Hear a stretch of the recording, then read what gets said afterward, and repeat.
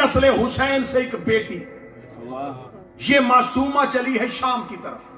اب میں پوری ذمہ داری کے ساتھ جملہ کہنے لگا، کل میں نے سنایا تھا آپ کو دربار شام میں بی بی کا خطبہ، پوری ذمہ داری کے ساتھ لفظ کہنے لگا، علی کی بیٹی نے دربار میں خطبہ دیا، معصومہ سکینہ نے دربار میں خطبہ نہیں دیا، یزید کے گھر کے اندر دیا،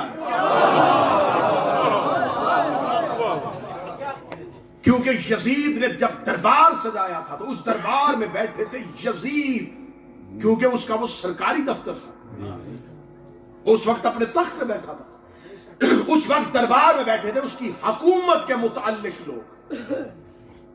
ایک محفل سجائی اس نے اپنے گھر میں، اس جملے کو لکھا، اسرار الشہادہ کتاب کا نام نوٹ کرو، آقا دربندی کی، مذہب جعفریہ کے وہ اولین علماء کرام میں سے آقا دربندی جنہوں نے پہلی مقتل لکھی۔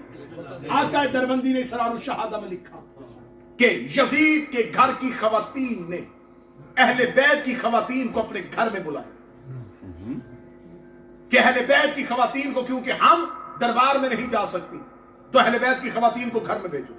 قصر یزید کے اندر جب آیا یہ قافلہ تو اب سامنے مسند پہ 3 عورتیں بیٹھی، ایک یزید کی بہن ہند، ایک یزید کی بیوی، ایک یزید کی بیٹی، 3 عورتیں بیٹھی ہیں، رملہ نہیں، عاتقہ بنت یزید۔ یہ عاتقہ لفظ آل محمد کے گھر میں بھی ہے، لیکن ایک یزید کی بیٹی عاتقہ بھی، ایک ام حبیبہ یزید کی زوجہ، ایک یزید کی بہن ہند، ایک یزید کی بیٹی عاتقہ۔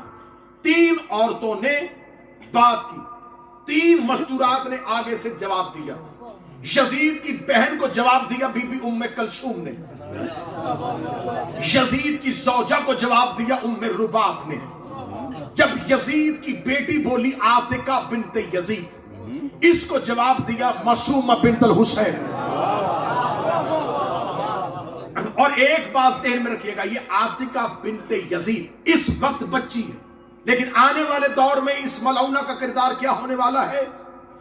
یہ ملعون کی بیٹی ہے، ملعون کی بیوی بنے گی اور 11 ملعونوں کی ماں بنے گی۔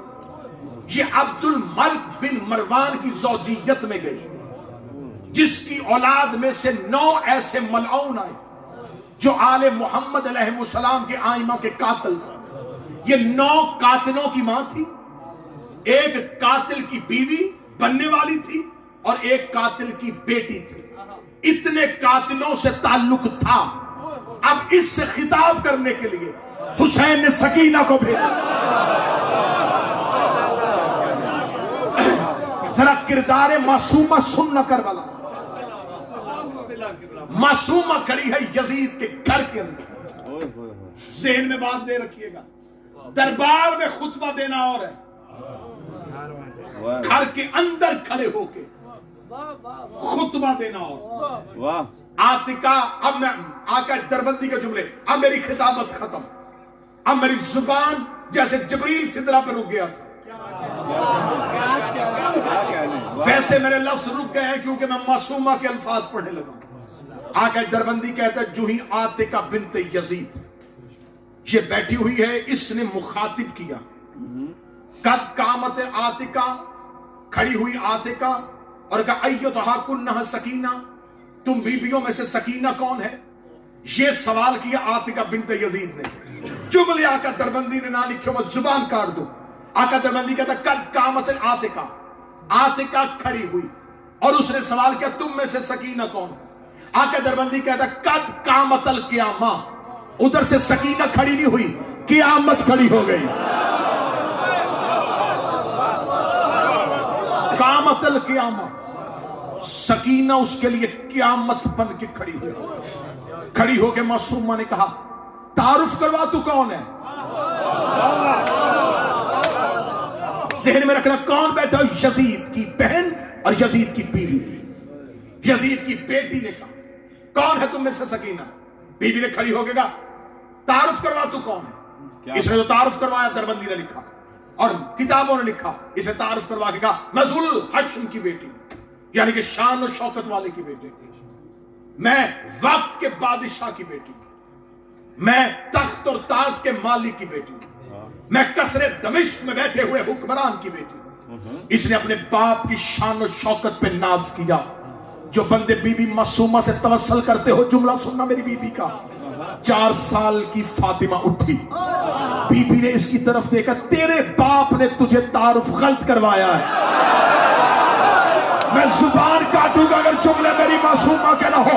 اس کی ماں کے سامنے بیٹھ کے بی بی معصومہ نے کہا، تیرے باپ نے تجھے تیرا تعارف غلط کروایا ہے، تو نے ابھی کہا تو یزید کی بیٹی ہے، جبکہ میں حسین کی بیٹی تیری ماں کے سامنے کھڑی ہو کے تجھے کہہ رہی ہوں تو یزید کی بیٹی نہیں، تیری ماں نے تیرے غلام سے نکاح کیا۔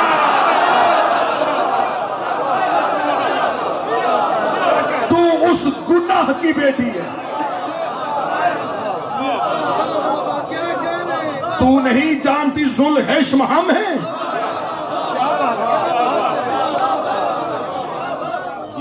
یزید کی بیوی کا سر شرم سے جھکے، 4 سال کی معصومہ ہے اور شجرہ کھول دیا۔ تو ایک حبشی غلام کی بیٹی، تو یزید کی بیٹی نہیں۔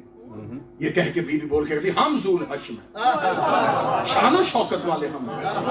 اگلی سطر پڑھوں اور پڑھنے کے بعد سجدے میں گر جاؤں، معصومہ کے جملے کی قدر نہیں پوری ہوتی۔ بی بی کہتی ہم تو اس اللہ کی ریت کے ذروں اور سنگریزوں کے برابر۔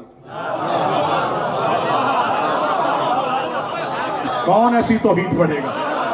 تعریف اس اللہ کی زمین پہ ریت کے ریت ذروں اور سنگریزوں کے برابر، جس نے ہمارے گھر کو نبوت کے لیے منتخب کیا۔ بی بی کہتی حمد اس پروردگار کی جس نے ہمارے گھر میں ولایت کے وعدے کو پورا کیا۔ اگلی سطر معصومہ کی ہے جو حسین کے نوکر اور غازی کے نوکر بیٹھے ہو۔ بی بی معصومہ یزید کے گھر کے اندر کھڑی ہو کے کہتی تم نے علی کی ولایت سے منہ پھیر کے اللہ سے کفر کیا ہے۔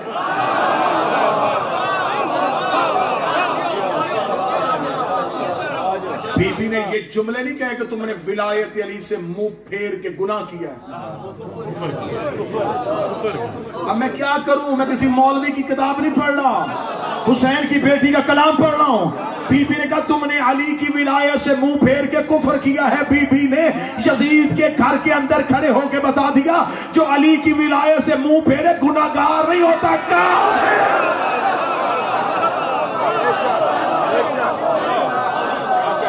اللہ کا غضب ہو تم پر۔